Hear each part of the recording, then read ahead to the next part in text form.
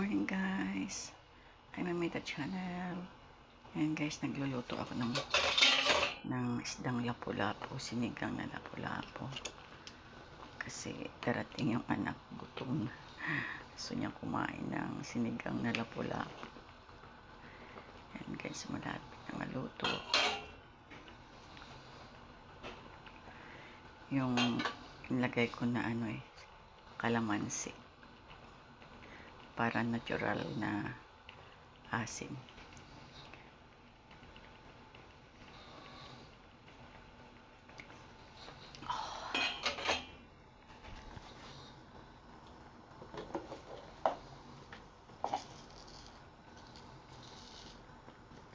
Dagdag ako ng asin.